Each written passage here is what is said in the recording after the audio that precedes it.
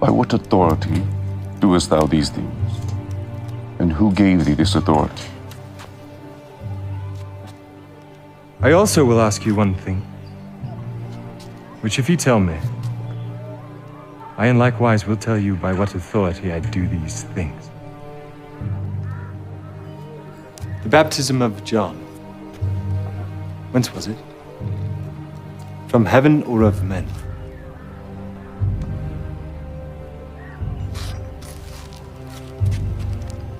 If we shall say from heaven, he will say unto us, why did ye not then believe him? But if we shall say of men, we fear the people, for all hold John as a prophet. We cannot tell. Neither tell I you by what authority I do these things.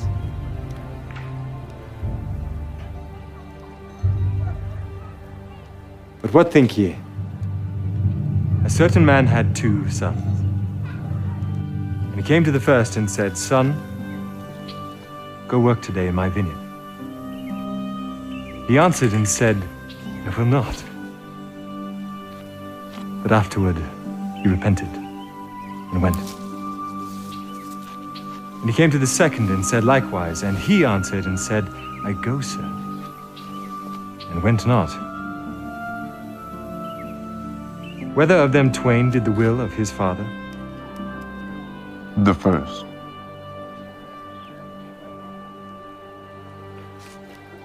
Verily I say unto you, that the publicans and the harlots go into the kingdom of God before you. But John came unto you in the way of righteousness, and ye believed him not. But the publicans and the harlots believed him. And ye, when ye had seen it, repented not afterward that ye might believe him.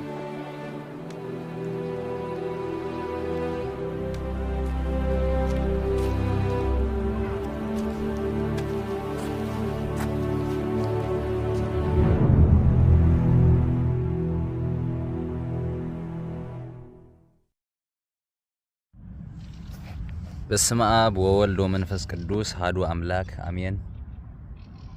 ሰላም እግዚአብሔር አምላክ ይብዛሐልኩም ኩላትኩም ናይዚ ቻናል ተኸታተልቲ ሰሙነ ሕማማት ከመይ ይገብራለሁ ሰላም ክኾን በሰላም አጀሚርኩም ክኾን በሰላሙን ከፈጽመና ብርሃነ ተሰይብ ሰላም ከብጽሐና እግዚአብሔር አምላክና ቅዱስ ፈቃድ ይሁን አሜን። እሽምባር ከም ዝፍለጥ ዛ ሰሙን ዚኣ ካብ ሶኒ ክሳዕ ሰንበት ዘለዋ መዓልታት ማለት እዩ ኩለተን ነናተን ስም ኣለዎን ሰኑይ ርግመት በለስ ትበሃል እዚ ድማ ጎይታናን መድኃኒናን ኢየሱስ ክርስቶስ ጠመየሞ ፍረ ዘለዋ መሲልዎ ልምዕት በለስ ምስራአየ እዚኣስ ፍረ ይህልዋ እዩ ኢሉ ናብኣ ከም ዝኸደ እታ በለስ ግን ፍረ ዘይብላ ከም ዝተረኽበት ብኡን ብኡን ጎይታና ኢየሱስ ክርስቶስ ከም ዝረገማ ይነግረና ወንጌል ማቴዎስ ምዕራፍ 21 ቁጥር 18 ክሳብ 19 ዘሎ እንድሕራን ቢብና ማለት እዩ ሶሉስ ሎማዓንቲ በዛ ዕለት እዚኣ ድማኒ ጎይታናን መድኃኒናን ኢየሱስ ክርስቶስ ብዙሕ ትምህርቲ ከም ዘስተምሃረ ብዙሕ ስብከት ከም ዝሰበኸ ነቶም ብጌጋ መገዲ ዝኸዱ ዝነበሩ ነቶም ዝጻረርዎ ዝነበሩ ነቶም መንቀብ ክደሊሉ ደድሕሪኡ ዝኸዱ ዝነበሩ ንዓኣቶም መታን ክመልስ ንዓኣቶም መታን ልቦም ከቕንዕ ብዙሕ ትምህርቲ ዘስተምሃረላ ዕለት እያ ከምኡ ድማኒ ናይ ትምህርቲ ዕለት ቀዳማይ ካልኣይ ከኣኒ ናይ መልስን ሕቶን ናይ ሕቶን መልስን ዕለት ተባሂላ ትፍለጥ ማለት እዩ ናይ ትምህርትን ናይ ሕቶን መልስን እሺ እቲ ትምህርት ናይ ትምህርቲ ዕለት ምባላ ጎይታና መድኃኒናን ኢየሱስ ክርስቶስ ከም ዝበልናዮ ስለዘስተምሃረ ስለዝመሃረ ነቶም ብጌጋ መገዲ ዝኸዱ ዝነበሩ እውን መገድኹም ኣቕንዑ ብዙሕ ክገልጸሎም ስለዝፍትም ነበረ ካብ ሰማያት ከም ዝመጸ ወዲ ኣምላኽ ከም ዝኾነ ግን ንሶም ክርድእዎ ኣይከኣሉን ንስኻ ከመልካ ኢኻ ከምዚ ትብል ዘለኻ ንስኻ ከምዚ ትብል ኣለኻ ንስኻ ከምዚ ትብል ኣለኻ ምክንያቱ ፈሪሳውያን ብጣዕሚ ብትዕቢት ዝተዋሓጡ ሰባት እዮም ነይሮም ንዖም ይውን ተቐንዲቲ ብዕለተ ሰኑይ እታ ረግመተ ኦም በለስ እታ ኦም ዝተባሃለት ንእስራኤል እያ ትውክል ምክንያቱ እስራኤላውያን ማለት ደቂ ኣምላኽ ኢና ህዝቢ እግዚአብሔር ኢና ደቂ አብርሃም ኢና እዮም ዝብሉ ውሽጦም ግን ባዶ እዩ ውሽጦም ግን ፍረ የብሎምን ካብቲ ሓደ ዘልዕልዎ ዝነበሩ ንመድሃኒ ዓለም ዝሓትዎ ዝነበሩ ተደጋጋሚ ሕቶ ከመልካ ንስኻ ንአብርሃም ይዓብዮ ቅድሚ አብርሃም ነይረ ትብል ኣለኻ ከመልካ ንስኻ ዝንዝን ትገብር ኣለኻ ከመልካ ንስኻስ ንዓና ሓጢአት ትፍጽሙ ኣለኹም ሓጣኣን ኢኹም ጌጋ መገዲኹም ትኸዱ ዘለኹም ተመለሱ ትብለና ዘለኻስ እስኻ ሕጂ ዝተወለድካ ዲኮንካን ሕጂ ዝመጻእኻ ዲኮንካን ንስኻ ከመልካ ኢኻ ንሕና እኮ ሕጊ ሙሴ ተኸተልቲ ኢና ንሕና እኮ ደቂ አብርሃም ኢና ስለዚ ሲ እዚ ክትብለልና ሳይጸ እዚ ክትብለና ንዓናስ ኣየጸብቐልካን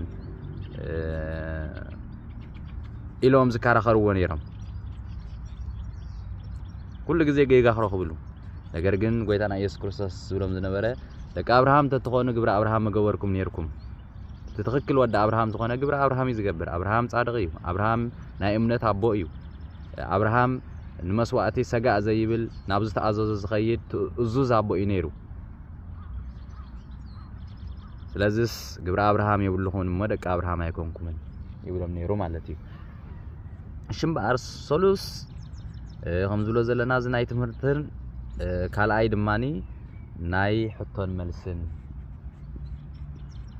ዝብል ማለት እዩ እንታይ እዩ ሕቶን መልስን ኣብ ወንጌል ማቴዎስ ምዕራፍ 21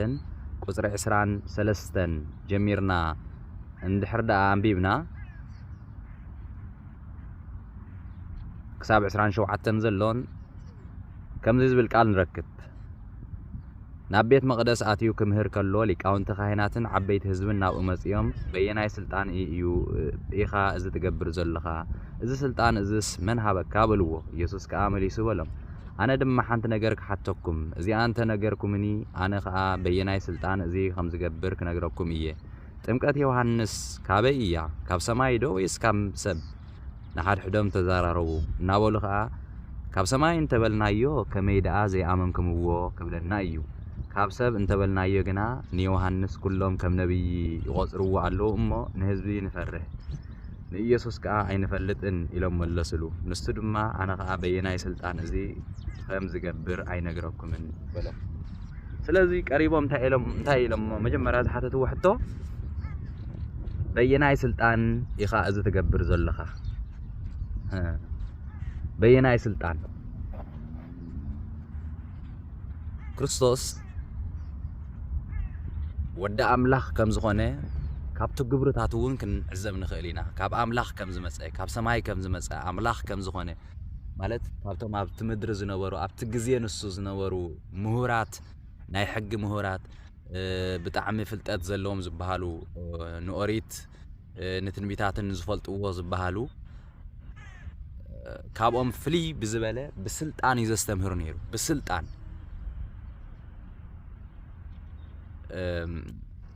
ኩሉ ከም ዝኽእል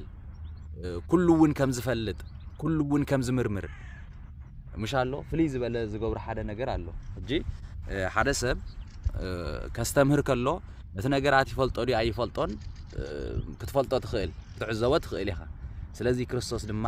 ብስልጣን ከም ዝምህር ዘሎ ተረዲእዎም ፈሪሳውያን ተረዲእዎም ስለዚ እታ ስልጣን ግን ኣይፈልጥዋን ካበይ ከም ዝኾነት በየናይ ስልጣን ኢኻ ብናይ መን ስልጣን ኢኻ ዝኹሉ ትገብር ዘለኻ ኢሎም ሓቲቶም ማለት እዩ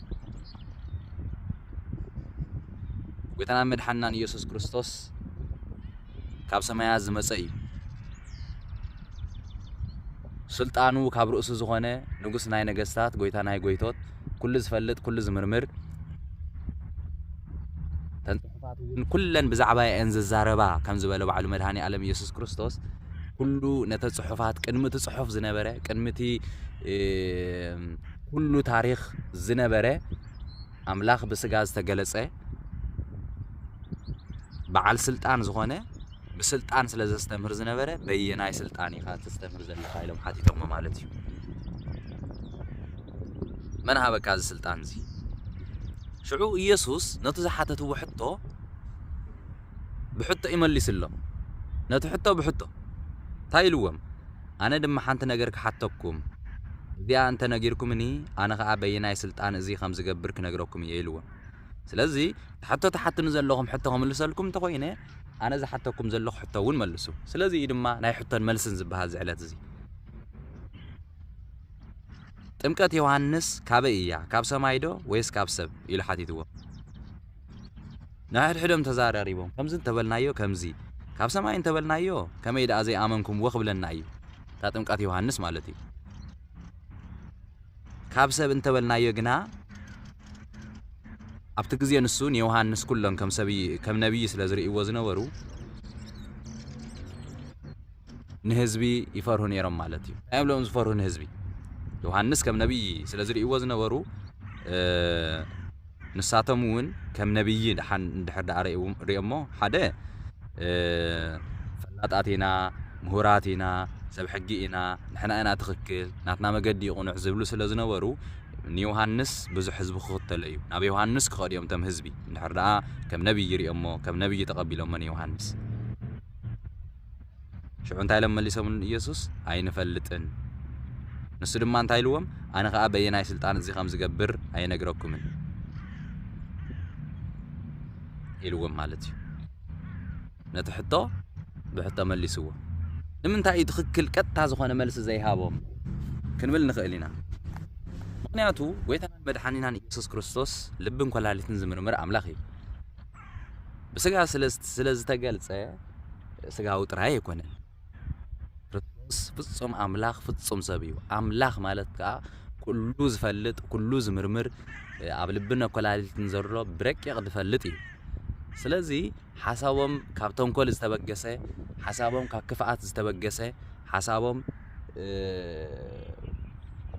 ንخፉ ከም ንخፈልጡ ዘይኮነሲ ንዕንቅፋት ንኾኑ ጥራይ ንክርክር ጥራይ ስለዝነበረ ተረዲእዎ እዚኦም ሕጅ መልስ የልየምኒ መልስ ትህበኮ ክድሕን ዝደለየ ሰብ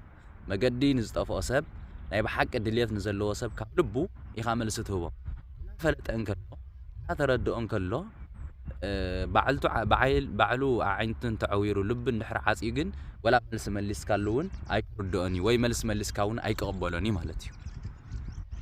ስለዚህ ዕላማ ኩሉ ሓድጎ ዝነበሩ ንመድሃኒ ዓለም ክርስቶስ በቃ ጌጋ ንኽረኽቡ ጥራይ ጌጋ ንኽረኽብሉ ኣብዚ ዝኸዱ ከይዶም ትንወን ወዲ ኣምላኽ ትብል ከመልካ በሰንበት ጽቡቕ ትገብር كمل ما تعول لخا بركال بسنبت تجزي أنا يزستان يزابك كم زامر تخايدو كي تحصو بالعل نمتى كم زامر تخاطب لخا سرناك أنت يبغى عنك فتا زي بحال حتى يوم تحطني يوم نكرس نمتى يو مفلت يكونون هذا أنا بقى نخفت نوو نخرخبلو كاب قالو جيجا نخرخبو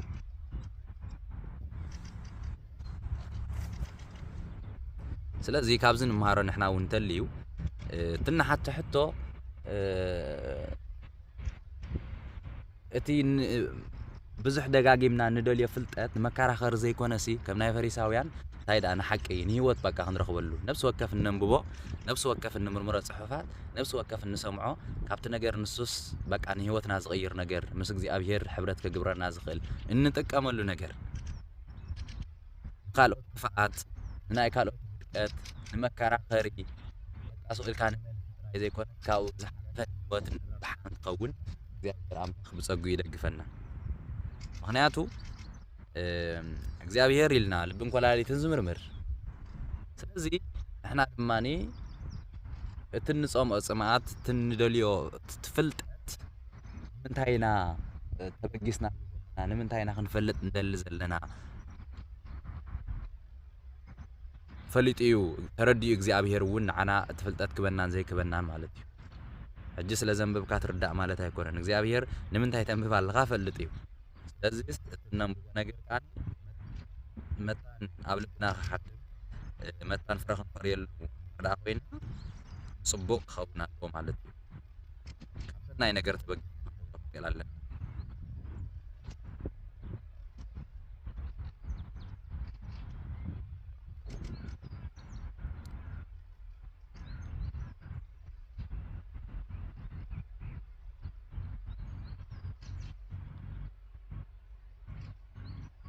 እንታይ ይብል ኣብ ሉቃስ ምዕራፍ 6 ቁጽሪ 7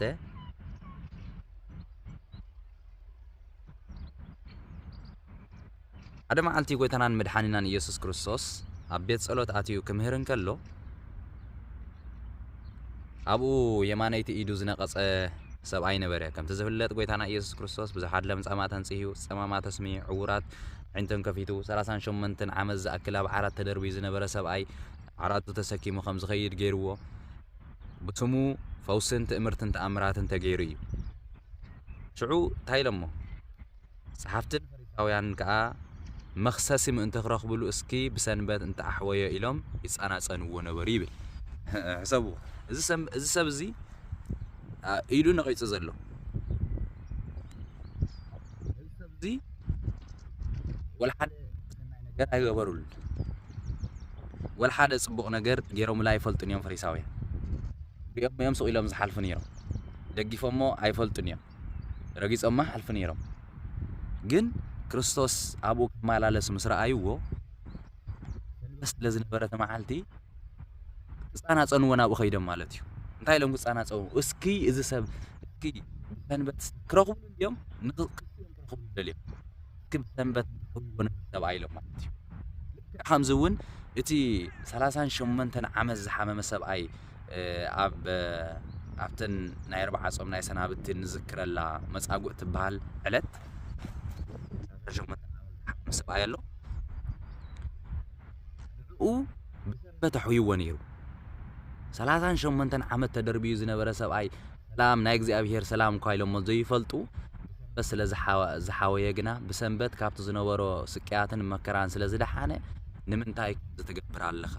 ብሰንበት ኢሎም ከሲሶም ክርስቶስ ማለት እዩ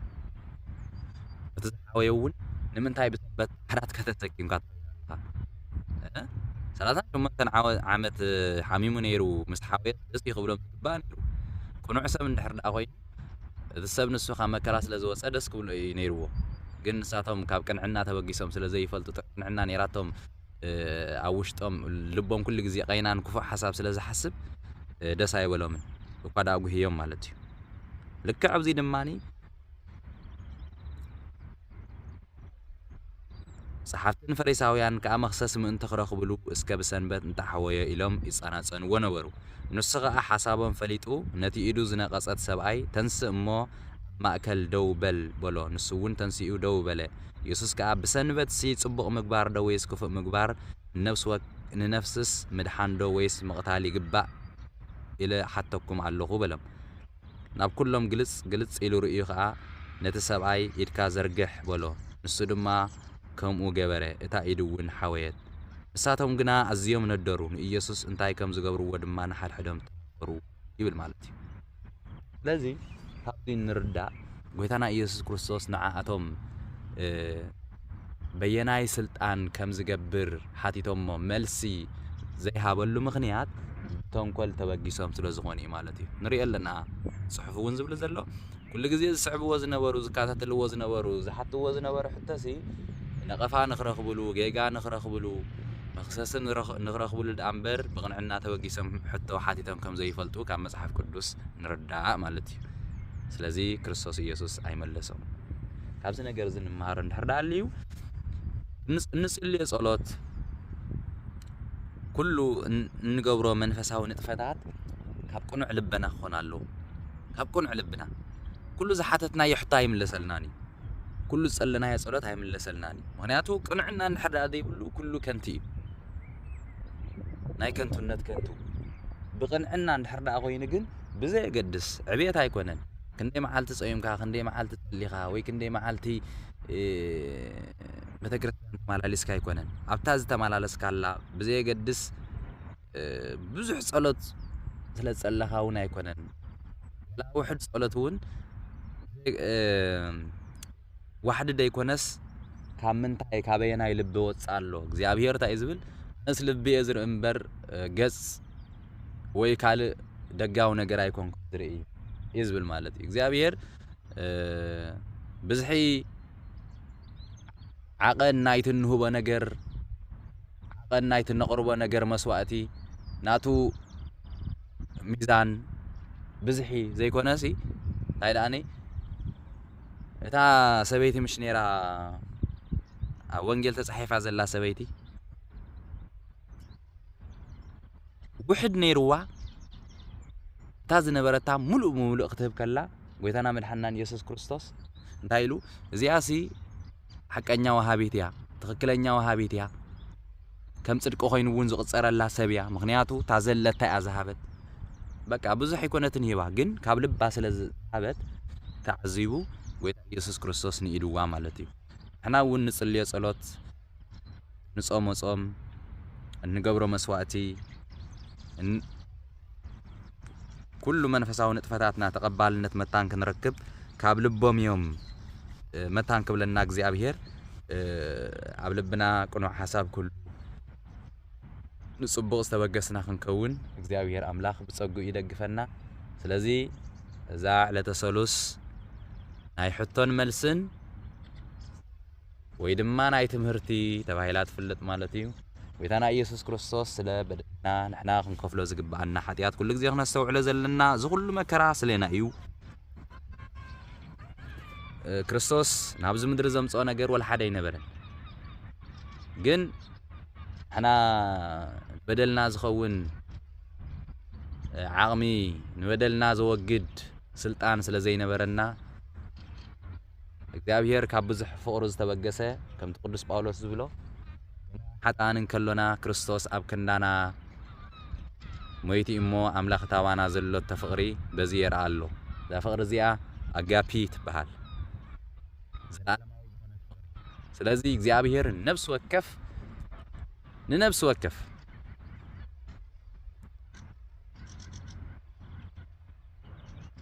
ደሊ ናብ ዝምድር ዝመፀ